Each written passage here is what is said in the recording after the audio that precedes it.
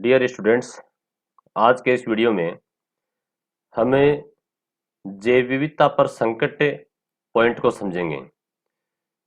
यानी कि हमारे भारत देश में पाई जाने वाली जैव विविधता, चाहे वो पादप की विविधता हो या जंतुओं की विविधता हो, वो किस प्रकार से नष्ट हो रही है, किस कारणों से वो समाप्त हो रही है, उनके ऊपर क्या क्या संकट हैं जिसके कारण उनकी कमी हो रही है।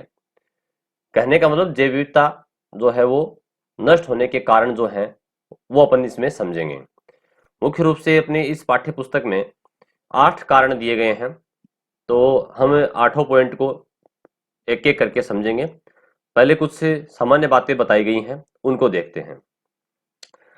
प्रकृति में वनस्पति एवं जंतु प्रजातियों का विलुप्त होना यानी कि नष्ट हो जाना, समाप्त हो जाना, गायब हो जाना, ठीक है, अथवा नई प्रजातियों का पैदा होना एक प्राकृतिक घटना है। देखिए, समय समय पर पेड़ पौधे जीव जंतुओं की कुछ प्रजातियां लुप्त हो जाती हैं और कुछ प्रजातियां नई बन जाती हैं।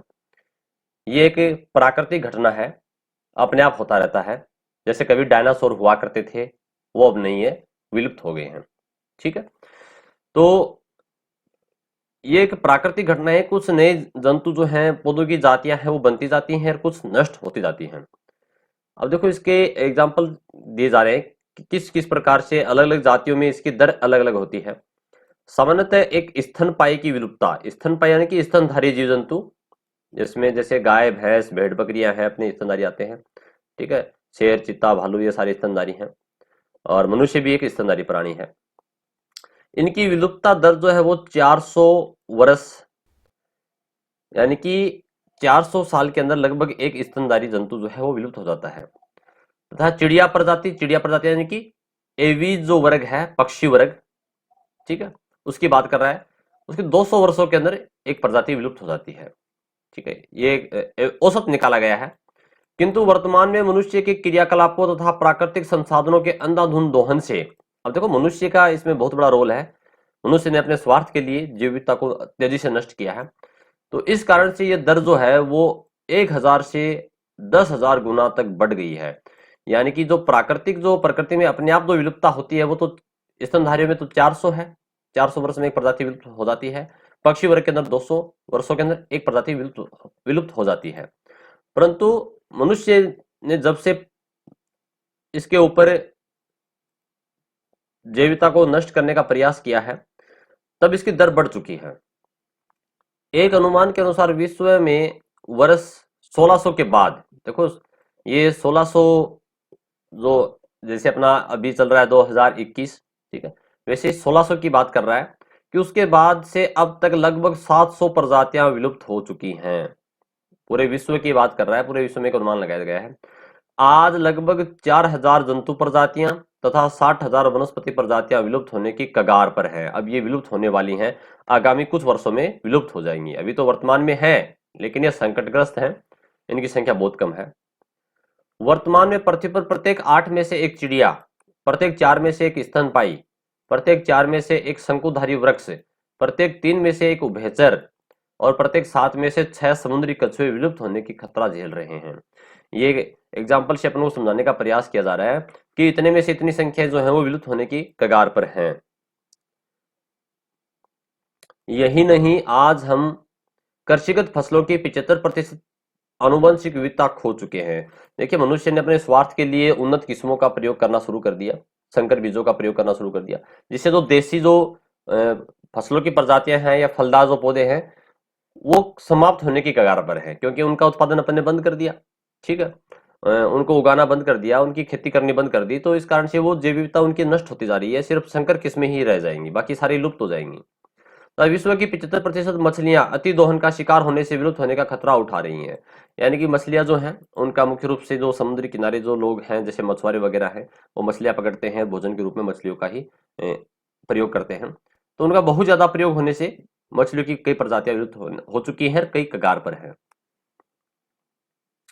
गत वर्षों में भारत से एशियाई चीता, तो भारत अपने एशिया महाद्वीप में आता है, तो यहाँ जो चीता टाइगर पाया जाता है उसका नाम है एशियाई चीता। जावाइन गेंडा, ठीक है, गेंडा है ये। Himalayan quail, pink headed duck, pink यानी कि पिंक कलर का, हेडेड यानी कि उसका हेड जो है सिर है, ठीक है, और डक मानी बतख, यानी कि जो पिंक कलर का हेड वाला सिर वाला जो बतख है वो पूर्ण रूप से विलुप्त हो चुके हैं, ये सारे विलुप्त हो चुके हैं। ये बहुत इंपॉर्टेंट है यहाँ से, ठीक है, कि अपने भारत में जो विलुप्त हो चुके हैं अभी हाल ही के कुछ वर्षों में, उनकी बात कर रहा है। अब अपन वो जो 8 कारण हैं, जो अपने सिलेबस में 8 पॉइंट अलग अलग बना के दे रखे हैं कि जैव विविधता के संकट जो है वो किन कारणों से हैं, वो उसके निम्नलिखित कारण है।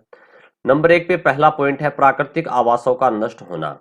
देखो, प्राकृतिक आवास जैसे जंगली जो जानवर है, वाइल्ड एनिमल है, या वनस्पति जो पेड़ पौधे हैं जो कि बड़े वन क्षेत्रों में पाए जाते हैं, वो उनके प्राकृतिक आवास हैं, ठीक है। तो वो प्राकृतिक आवास मनुष्य अपने स्वार्थ के लिए, चाहे वहां इमारतें खड़ी करनी हो या कोई भी उनका खेती बाड़ी करना हो, ठीक है, उनको वो नष्ट करते हैं, जिसके कारण वहां की जैव विविधता नष्ट हो जाती है। तो देखिए, पढ़ते हैं इसमें क्या लिखा है। प्रकृति ने प्रत्येक जीव जंतु के लिए एक निश्चित आवास निर्धारित किया है, जैसे कुछ पानी में रहते हैं, कुछ स्थलीय है, कुछ भूमि के अंदर रहते हैं, तो सभी के लिए अलग अलग उनके अनुकूल के हिसाब से, अनुकूलन के हिसाब से प्रकृति ने अपने आप उनको एडजस्ट किया है, उनको बनाया है। जैसे हिमालय में पाए जाने वाले जीव जंतु हैं, रेगिस्तान में पाए जाने वाला ऊंट है, तो वो अपने अपने आवास के हिसाब से, अनुकूलन के हिसाब से वो रहते हैं, जिसमें रहकर वह प्रकृति के नियमों के अंतर्गत अपना जीवन यापन कर अपनी संख्या में वृद्धि करता है। प्रकृति में अपने आप रहेंगे तो उनको कोई दिक्कत नहीं होगी, कोई परेशानी नहीं होगी। लेकिन विश्व की बढ़ती जनसंख्या की आवश्यकताओं की पूर्ति के लिए हम इन प्राकृतिक आवासों को नष्ट कर आबादी व कृषि भूमि का विस्तार कर रहे हैं। हम क्या कर रहे हैं, मनुष्य जो है वो इन बड़े बड़े जो वन क्षेत्र हैं उनको नष्ट कर रहा है, उनको काट रहा है। पृथ्वी पर 50 लाख से 3 करोड़ प्रजातियां, जिसमें से 50% से अधिक प्रजातियां उष्णकटिबंधीय वनों में पाई जाती हैं, किंतु आज ये वन 1.7 करोड़ हेक्टेयर प्रति वर्ष की दर से काटे जा रहे हैं। यानी कि ये बता रहा है कि पृथ्वी पर जो है, यानी कि 50 लाख से 3 करोड़ प्रजातियां जो है वो, और उनमें से 50% प्रजातियां हैं वो उष्णकटिबंधीय वनों में पाई जाती हैं, ठीक है।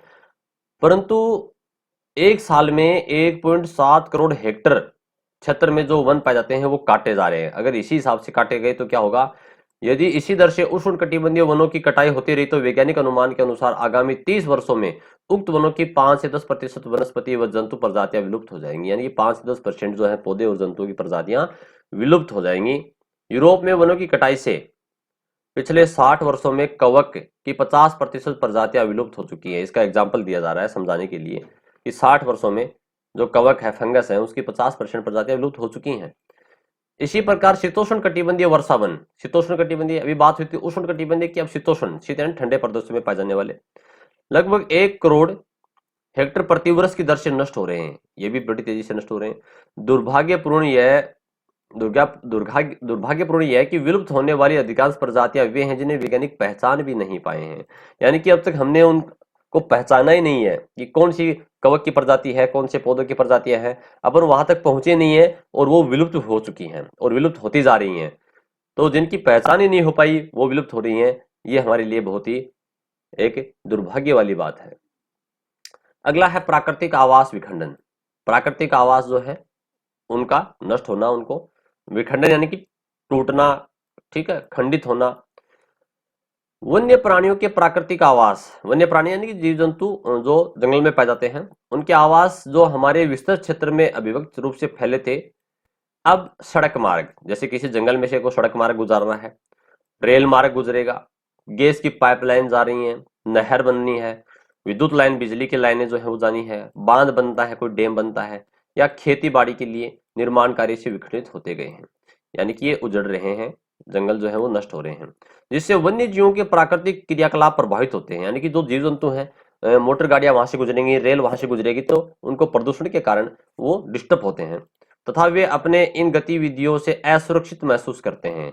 यानी कि उनको खतरा है, अपनी जीवन, उनके जीवन को खतरा है। अनेक वन्य प्राणी वाहनों की चपेट में आ जाते हैं तथा मानव बस्ती में आने वाले लोगों द्वारा मार दी जाते हैं। जैसे अगर वहां जंगल में कोई मानव बस्ती बसती है तो वहां जो तेंदुए हैं या कोई ऐसे प्राणी जो मनुष्य को नुकसान पहुंचा सकता है तो उनको मनुष्य द्वारा मार दिया जाता है, जिससे प्राणियों की जैव विविधता जो है वो, जंतु जो विविधता है, जैव विविधता, वो नष्ट हो रही है। एक एग्जाम्पल के तौर पे बताया गया है कि दूधवा राष्ट्रीय उद्यान से गुजरने वाली रेलवे लाइन पर प्रतिवर्ष लगभग आधा दर्जन यानी कि लगभग 6-7 के लगभग बाघ और अनेक छोटे जीव दुर्घटना का शिकार होते हैं। यानी कि एक साल में लगभग 6 बाघ ट्रेन की चपेट में जाते हैं, क्योंकि जंगल में से ट्रेन गुजरेगी तो वहां जो टाइगर वगैरह है, हाथी वगैरह है, अन्य जो जंतु हैं, वो रेलवे ट्रैक के ऊपर, रेल की लाइनों के पटरियों के ऊपर वहां रहते हैं, बैठे रहते हैं और ट्रेन की चपेट में आकर के नष्ट हो जाते हैं। तो मानव की जो गतिविधियां हैं उनके द्वारा भी प्राकृतिक आवास जो है वो नष्ट हो रहे हैं। अगला है जलवायु परिवर्तन। हमारी जलवायु परिवर्तित हो रही है। आगामी आने वाले कई वर्षों में पृथ्वी इतनी ज्यादा बदल जाएगी कि रहने के लायक नहीं रहेगी। ठीक है, यहाँ पर अपन मनुष्य जो है, मनुष्य प्रजाति को दूसरे ग्रह पर शिफ्ट होना होगा। तो जलवायु परिवर्तन जो है मानव गतिविधियों के कारण ही हो रहा है। पेड़ पौधों की कटाई कर देंगे, बड़ी बड़ी फैक्ट्रियां खोलेंगे तो वहां से जो पोल्यूशन होगा, धुआं निकलेगा, ठीक है, जल प्रदूषण, वायु प्रदूषण, ध्वनि प्रदूषण, उसके कारण जलवायु परिवर्तन हो रहा है। ठीक है, तो जलवायु परिवर्तन होने से वहां की जो प्रजातियां हैं, पेड़ पौधे, जीव जंतु हैं, उनकी विविधता समाप्त हो जाती है, नष्ट हो जाती है। तो चलिए अपन देखते हैं इसके बारे में। अब देखते हैं इसमें क्या है। मानव गतिविधियों से आज पृथ्वी पर ग्रीन हाउस गैसों की मात्रा काफी बढ़ गई है।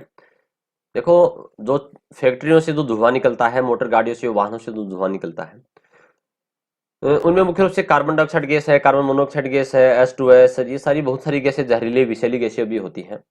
तो कार्बन डाइऑक्साइड गैस है, मेथेन गैस है, इन गैसों को ग्रीन हाउस गैस कहा जाता है। ग्रीन हाउस गैस इसलिए कहा जाता है क्योंकि जो चिमनी या जो फैक्ट्री है उनसे जो धुआं निकलता है, उस धुएं के अंदर ये जो कार्बन डाइऑक्साइड गैस वगैरह है, ये वायुमंडल में ऊपर जाकर के एक परत बना लेते हैं। ठीक है, इन गैसों की एक परत बन गई। अब होता क्या है, जो सूर्य का प्रकाश है, मान लीजिए सूर्य है, सूर्य का प्रकाश, ये पृथ्वी है, पृथ्वी पर यहाँ पर मान लीजिए मनुष्य है, ठीक है, और जीव जंतु है। तो सूर्य का प्रकाश पृथ्वी तक पहुंचता तो है, लेकिन प्रकाश जब परावर्तित होकर के वापस से इस वायुमंडल को पार करेगा तो ये जो ग्रीन हाउस की परत जो है, ग्रीन हाउस गैसों की जो परत है, ये परत इसको बाहर नहीं जाने देगी, यानी कि इस परावर्तित प्रकाश की किरणों को बाहर नहीं निकलने देगी, ये वापस अंदर ही टकरा करके नीचे आ जाएंगी। प्रकाश की सूर्य की किरणें पृथ्वी धरातल पर पहुंचती हैं, परावर्तन की घटना होगी, लेकिन इसके परत के कारण ये जो ग्रीन हाउस गैसों की जो परत बन चुकी है, मेथेन, CO2 वगैरह की, ये इसको पार नहीं होने देगी, प्रकाश की किरण को अंदर ही वापस लौट आएंगी, जिसके कारण पृथ्वी का तापमान बढ़ रहा है। यानी कि वायुमंडल के अंदर जो पृथ्वी का ये जो तापमान है ये बढ़ रहा है। इसे अपन ग्लोबल वार्मिंग कहते हैं, वैश्विक उष्णता कहते हैं। तो ये जो ग्रीन हाउस गैसें हैं, ठीक है, इनकी मात्रा बढ़ रही है और इस कारण से पृथ्वी का तापमान निरंतर बढ़ रहा है। पृथ्वी का तापमान बढ़ने से ध्रुवों पर जमी जो बर्फ है वो तेजी से पिघल रही है। पृथ्वी के ऊपर जो अपने उत्तरी ध्रुव है, दक्षिण ध्रुव है, जो वहां पर जो बर्फ जमी हुई है, तापमान बढ़ेगा पृथ्वी का तो बर्फ पिघलेगी, तथा समुद्र का जल स्तर बढ़ रहा है। जो समुद्र के किनारे तटीय जो क्षेत्र हैं, वहां जो लोग हैं, उन उस स्तर को वो धीरे धीरे बढ़ेगा। ठीक है, समुद्र का तटीय क्षेत्र, वाटर लेवल जो है, पानी का स्तर है वो बढ़ रहा है। इस कारण एक और समुद्री जैव विविधता पर विपरीत प्रभाव पड़ रहा है, वहीं उपलब्ध भूमि में कमी होने से स्थलीय जैव विविधता भी प्रभावित हो रही है। यानी कि इससे अपन को दो नुकसान हो रहे हैं। एक तो समुद्र की जो विविधता वो नष्ट हो रही है, और पानी जो ऊपर आएगा, धीरे धीरे स्थल के ऊपर आएगा, ठीक है, समुद्र का स्तर बढ़ने से, तो उसकी विविधता भी नष्ट होगी। एक अनुमान के अनुसार यदि पृथ्वी का तापमान 3.5 डिग्री सेंटीग्रेड बढ़ता है तो विश्व की 70% प्रजातियों पर विलुप्त का खतरा हो जाएगा। यानी कि अगर इतना तापमान बढ़ गया, 3.5 डिग्री सेल्सियस बढ़ जाएगा, तो 70% प्रजातियां जो है वो विलुप्ति की कगार पर आ जाएंगी। आगे है पर्यावरण प्रदूषण। और देखो, पर्यावरण प्रदूषण के कारण जो नष्ट हो रही हैं उनकी बात की जा रही है। पर्यावरण प्रदूषण का दुष्प्रभाव प्राणियों एवं पौधों पर पड़ता है। औद्योगिक अपशिष्ट यानी कि फैक्ट्री से जो अपशिष्ट पदार्थ निकलता है, से प्रदूषित भूमि और जल में अनेक वनस्पतियां व जीव नष्ट हो जाते हैं। यानी कि जो बड़ी बड़ी फैक्ट्रियां हैं वो अपने अपशिष्ट पदार्थों को समुद्र में या नदियों के अंदर डाल देते हैं, जिसके कारण वहां जो वनस्पति, पेड़ पौधे, मछलियां वगैरह, जीव जंतु हैं, वो नष्ट हो जाते हैं। अत्यधिक वायु प्रदूषण के कारण होने वाली तेजाबी वर्षा। देखो, वायु प्रदूषण यानी कि जो चिमनी फैक्ट्रियों में जो धुआं निकलता है, उसमें अगर सल्फर डाइऑक्साइड गैस है, नाइट्रस ऑक्साइड या नाइट्रिक ऑक्साइड जो गैस है, तो वो जो गैसेज हैं वो हवा में ऊपर जाकर के, जैसे सल्फर डाइऑक्साइड गैस है, SO2, ये क्या करेगी, जो पानी, जो बरसात होती है तो H2O है, जल की जो बूंदे हैं, पानी की बूंदे, उनके साथ मिलकर के H2SO4 बना लेगी। क्या बना लेगी? H2SO4, यानी कि सल्फ्यूरिक अम्ल बन जाएगा। और जब अम्ल बनेगा तो पानी के साथ नीचे आएगा, पानी की बूंदे नीचे आएंगी, अम्ल की मात्रा ज्यादा होती है, ठीक है, जिसकी pH लगभग 5.6 से कम हो जाती है, जिसके कारण क्या होता है, जो बरसात होगी वो अम्लीय वर्षा कहलाएगी। क्या कहलाएगी? वो अम्लीय वर्षा, जिसको एसिड रेन भी कहते हैं। और एक नाम और इसका तेजाबी वर्षा। तेजाब यानी कि तेजाब का मतलब एसिड बन गया, ठीक है। तो जो फैक्ट्रियां हैं उनका जो वायु प्रदूषण हो रहा है उनके द्वारा, उनसे होने वाली जो तेजाबी वर्षा है उसके कारण अनेक सूक्ष्म जीव और वनस्पतियां नष्ट हो रही हैं। जैसे समुद्र के अंदर अगर वो तेजाबी वर्षा होगी, झील में तालाब में कहीं होगी, तो वहां जो मछलियां हैं, जीव जंतु हैं, वो उस अम्लीय सांद्रता के अंदर जीवित नहीं रह पाएंगे, वो नष्ट हो जाएंगे, उनकी मृत्यु हो जाएगी। फिर आगे है इसी प्रकार से,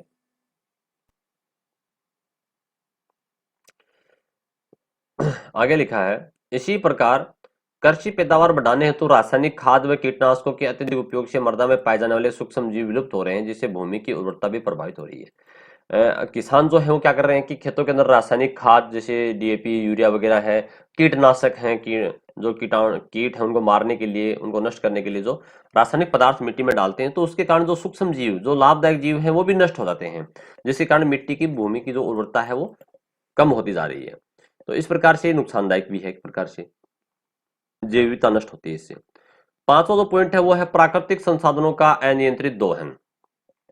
प्राकृतिक संसाधन यानी कि संसाधन जो हमारे काम में आते हैं और प्रकृति में अपने आप बने हैं, तो उनका अगर बहुत ज्यादा अपन उनको काम में लेंगे, अनियंत्रित उनका दोहन करेंगे, विदोहन करेंगे, उनको नष्ट करेंगे, ठीक है, तो उससे भी प्राकृतिक आवास यानी कि जैव विविधता है वो नष्ट होते हैं। स्थानीय आवश्यकताओं के लिए प्राकृतिक संसाधनों का उपयोग किसी भी प्रकार से हानिकारक नहीं है। यानी कि छोटे मोटे अपन घरेलू जलाओ लकड़ी का प्रयोग करते हैं या फिर है ना अपने दैनिक जीवन में काम में लेते हैं, तो वहां तक तो कोई दिक्कत नहीं है, ठीक है, प्रजातियां जो है पेड़ पौधों की, जीव जंतुओं की नष्ट नहीं होती हैं। किंतु मनुष्य ने व्यवसायिक लाभ के लिए पेड़ पौधे, जीव जंतुओं का अत्यधिक व अनियंत्रित दोहन किया है। दोहन यानी उनको काम में लिया है अपने व्यवसायिक लाभ के लिए, ठीक है, इंडस्ट्रियल कॉमर्शियल के तौर पर, जिस कारण कई प्रजातियों का अस्तित्व खतरे में पड़ गया है। अब इसके एग्जाम्पल के तौर पे इसको समझाया जा रहा है। उदाहरण के लिए यूरोप व उत्तरी अमेरिका में मेंढक की टांगों का उपयोग खाने में स्वाद को बढ़ाने के लिए होता है। जो यूरोप महाद्वीप है और उत्तरी अमेरिका जो है, वहां के जो लोग हैं वो अधिकांश लोग जो है वो मांसाहारी हैं, ठीक है, यानी कि ज्यादा मांस मछली जो है, जीव जंतु का उपयोग ज्यादा करते हैं। तो वहां मेंढक की टांग को बहुत ज्यादा खाया जाता है, ठीक है, भोजन के तौर पर, भोजन को स्वादिष्ट करने के लिए। तो मेंढक की टांग का उपयोग वहां ज्यादा होता है खाने के स्वाद को बढ़ाने के लिए। तो भारत जैसे देश ने क्या किया कि यहाँ से मेंढक को वहां भेजना शुरू कर दिया, निर्यात करना शुरू कर दिया, ताकि हमको उसके बदले में इनकम हो, है ना, पैसे मिले, भारतीय मुद्रा जो है वो बढ़ती है। तो भारत समेत कई एशियाई देश मेंढक की टांगों का निर्यात करते हैं। उन्होंने खूब निर्यात किया, मेंढक को यहाँ से बेचना शुरू कर दिया, क्योंकि अपने यहाँ मेंढक तो खूब पाए जाते हैं। वर्ष 1983 में भारत ने 3,650 मेट्रिक टन मेंढक की टांगे निर्यात की, जिसके फलस्वरूप जंगलों में मेंढकों की संख्या कम होती गई तथा ऐसे कीट जिन्हें मेंढक खाते थे उनकी संख्या अप्रत्याशित वृद्धि हो गई। अब उसका एक नुकसान हुआ अपन को। क्या नुकसान हुआ कि अपन ने यहाँ से मेंढकों को वहां देशों में, यूरोप में, अमेरिका में, वहां भेज दिया। तो मेंढक क्या करते हैं, ये खाद्य श्रृंखला का एक हिस्सा है। जैसे छोटे जो कीड़े मकोड़े हैं वो पेड़ पौधों से अपना भोजन लेते हैं और मेंढक उनको खाते हैं, कीटों को। तो जब मेंढक ही नहीं रहेंगे तो क्या होगा, वो कीटों की संख्या बहुत ज्यादा बढ़ जाएगी। तो कीटों की संख्या बहुत ज्यादा बढ़ गई, जिसके कारण वहां जो है जो वनस्पति हैं, पेड़ पौधे हैं, उनको खतरा हो गया।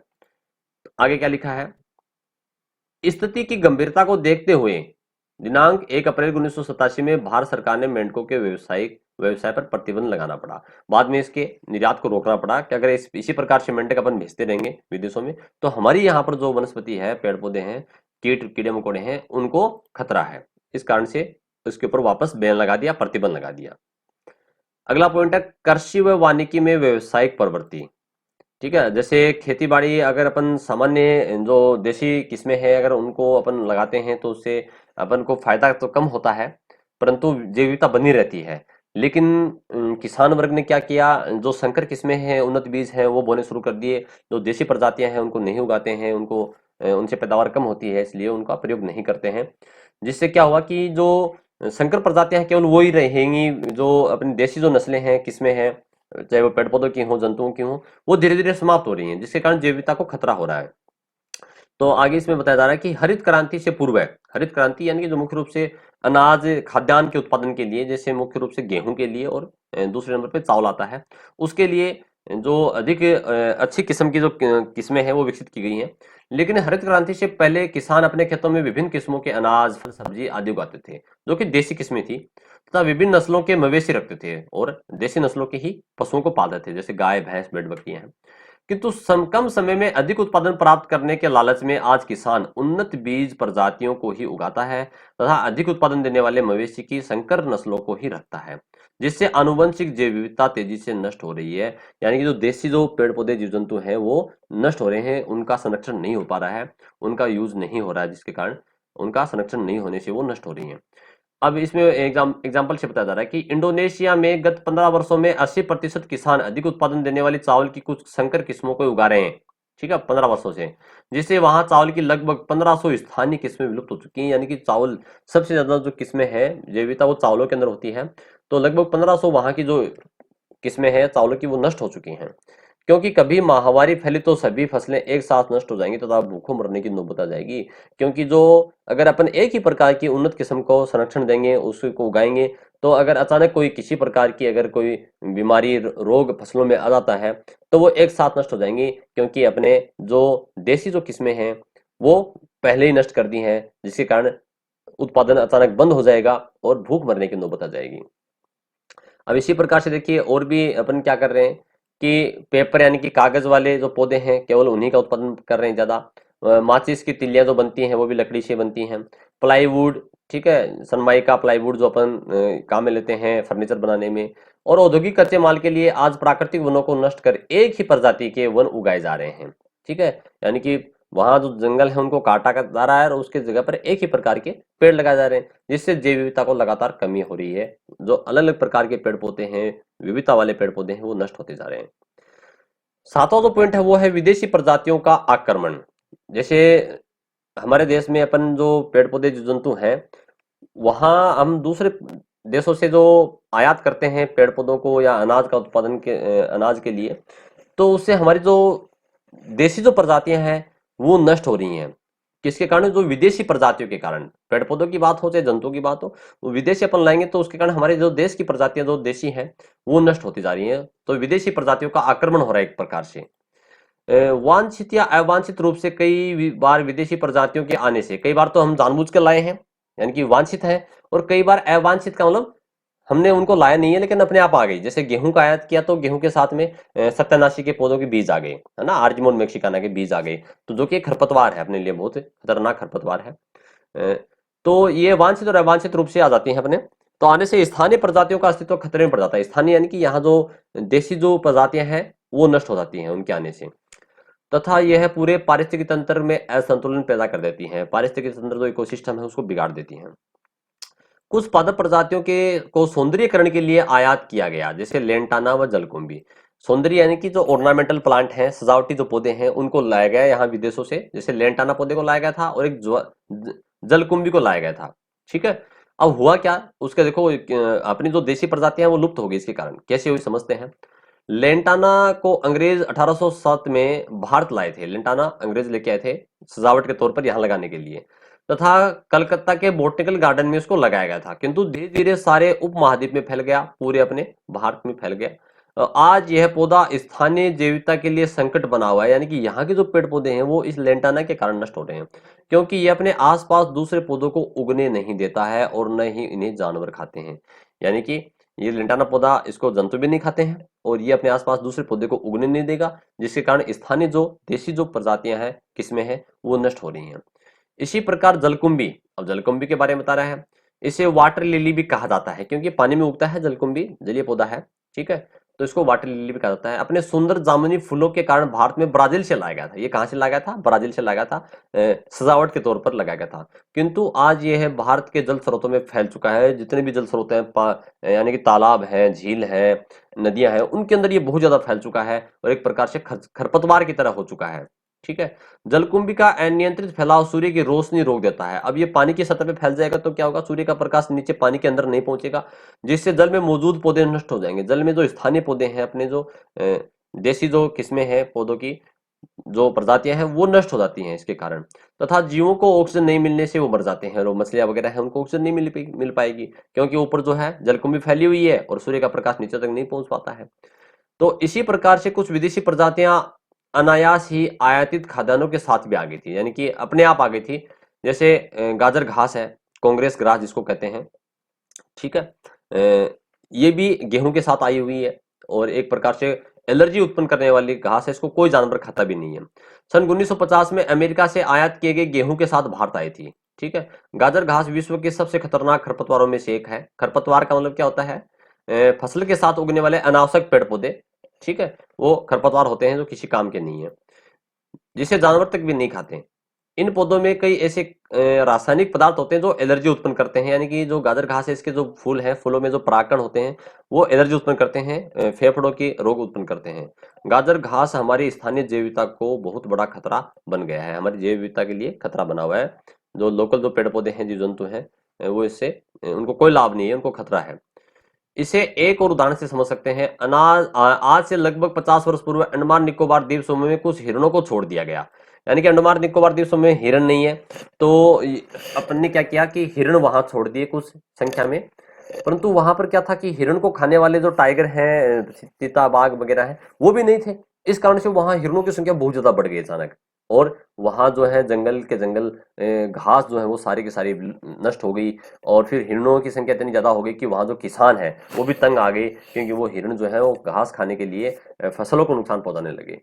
तो बिना सोचे समझे अगर किसी प्रकार से अपन कोई काम करते हैं तो नुकसानदायक भी हो सकता है। तो यहाँ बताया जा रहा है कि 50 साल पहले अंडमान निकोबार द्वीप समूह में कुछ हिरणों को छोड़ दिया गया था, किंतु यह ध्यान नहीं रखा गया कि वहां इनका कोई प्राकृतिक भक्षक नहीं है। भक्षक यानी कि उन हिरणों को खाने वाला कोई बाघ चीता जो है वो नहीं है। इसका परिणाम यह हुआ कि हिरणों की संख्या तेजी से बढ़ गई, और उन्होंने अपने भोजन के लिए स्थानीय पेड़ पौधों को तेजी से चट कर दिया तथा अपना पेट भरने के लिए खेतों की ओर रुख कर लिया, यानी कि रुझान कर लिया, खेतों में घुसने शुरू हो गए। इस प्रकार बिना सोचे समझे प्रकृति की व्यवस्था में हस्तक्षेप से न केवल वहां की पारिस्थितिक तंत्र प्रभावित होते हैं, वरना वहां की सामाजिक और आर्थिक व्यवस्था भी बिगड़ गई है, यानी कि किसानों को बहुत ज्यादा नुकसान हो रहा है। और अंतिम जो पॉइंट है वो है अंधविश्वास एवं अज्ञानता। देखो ये पॉइंट बहुत ही वैसे महत्वपूर्ण भी है, क्योंकि अंधविश्वास जो है वो हमारे देश में इतनी ज्यादा शिक्षा होने के बाद भी शिक्षित लोग भी अंधविश्वास से जुड़े हुए हैं। जैसे कुछ लोग भूत प्रेत को मानते हैं, कुछ जो है वो अ, बच्चे बीमार होते हैं तो किसी भोपे के पास या किसी व्यक्ति के पास जाते हैं, ठीक है, तो वो क्या करता है बेचारा, उनको दागता है, गर्म जो है चीजें लगाता है, तो बहुत पीड़ा होती है। ये सब चीजें गलत हैं, बकवास हैं, इनमें आपको नहीं पढ़ना है। अगर आप साइंस के स्टूडेंट हैं, साइंस पढ़ते हैं, तो अंधविश्वास भूत प्रेत वाली ऐसी कोई बातें आपको नहीं अपने दिमाग में रखनी है, ठीक है, ऐसा कुछ नहीं होता है। तो अंधविश्वास और अज्ञानता के वाला जो पॉइंट है वो भी इसमें इंपॉर्टेंट है, ठीक है। तो इसमें बताया जा रहा है कि अंधविश्वास व अज्ञानता के कारण भी जीवों की जाति विशेष संकट पड़ा है। उदाहरण के लिए मनुष्य की बोली समझने की भ्रामक अवधारणा के कारण गांगरोनी तोता। देखो गांगरोन जो है वो झालावाड़ के अंदर एक अपनी स्थान है गांगरोन, ठीक है, झालावाड़ जिले में। तो वहां जो तोते पाए जाते हैं वो तोते क्या करते हैं, मनुष्य की नकल कर लेते हैं। अपन कुछ बोलेंगे, ठीक है, वो तुरंत पीछे पीछे बोल लेते हैं। तो मनुष्य ने सोचा कि अपनी बोली समझता है, बाकी समझता कुछ नहीं है, वो रिपीट करता है बस बात को, उसको ये पता नहीं कि पानी क्या है, ठीक है। तो अपन उसको जो भी बोलेंगे तो वो अपने पीछे पीछे बोलेगा। तो लोगों ने क्या करना शुरू कर दिया, उसको बड़ी संख्या में पकड़ना शुरू कर दिया, ठीक है, और जिसके कारण ये विलुप्त हो गए, यानी कि प्राकृतिक आवाज से लुप्त हो गए। सिर्फ पालतू कुछ ही स्थान पे रह गए हैं जो इनको पालते हैं। तो पालते हैं तो उसके कारण क्या होता है कि इनके अपने अंडे संतान उत्पन्न नहीं कर पाते, अंडे नहीं दे पाते हैं वहां पर, और जिसके कारण की संख्या लुप्त होने की कगार पर है। और दूसरा जो शिकार हुआ है वो है गोडावन, ठीक है। गोडावन जो अपनी राजस्थान का राज्य पक्षी भी है, इसको यौनवर्धक माने जाने के कारण, यानी कि इसके मांस को ऐसा माना गया है कि इसके मांस खाने से जो है वो यौनवर्धक होता है, ठीक है। तो इसलिए इसको ज्यादा शिकार किया गया। तो इस पक्षी का बड़ी संख्या में शिकार होने से यह जाति आज संकटग्रस्त है, यानी कि राजस्थान के बाड़मेर, जैसलमेर, इन दो तीन जिलों के अंदर ही, बीकानेर वगैरह है, वहां कुछ प्रजातियां इसकी देखने को मिलती है, बाकी लुप्त होने की कगार पर है। इसी प्रकार राजस्थान के ग्रामीण क्षेत्रों में यह भ्रामक धारणा है कि गोयरा, देखो गोयरा जो है वो एक प्रकार की अम, छिपकली टाइप होता है, बड़ा छिपकली, जो छिपकली जैसा जीव होता है, ठीक है, एक जंतु है, जंगली जंतु है। तो ऐसा माना गया है कि गोयरा जो है उसकी वो जो सांस लेता है तो उसकी सांस जहरीली होती है। तो वो गोयरा जहां भी देखने को मिलेगा तो तुरंत उनको लोग ग्रामीण जो देखते ही मार देते हैं। वो सोचते हैं कि इसकी सांस जहरीली है, ये सांस लेगा तो जहर फैलेगा हवा में और हमारे लोग जो है वो लोग मर जाएंगे, बच्चे वगैरह जो है वो गांव के लोग जो है वो मर जाएंगे उस जहर के कारण। लेकिन ऐसा कुछ नहीं है, ये एक अंधविश्वास है, उसको अंधविश्वास से जोड़ दिया। तो गोयरा की सांस जहरीली होती है ऐसा माना गया है, एक धारणा है। अतः ग्रामीण उसे देखते ही मारने का प्रयास करते हैं, जिसके कारण बेचारा गोयरा जो है वो भी संकटग्रस्त है, विलुप्त होने की कगार पर है। तो इस प्रकार से आज के इस वीडियो में हमने ये पॉइंट जो है अपना कि किस प्रकार से जैविकता को खतरा है, संकट है, उस जैविकता के संकट के ऊपर जो 8 पॉइंट थे उनको समझा, उनके बारे में चर्चा की। धन्यवाद।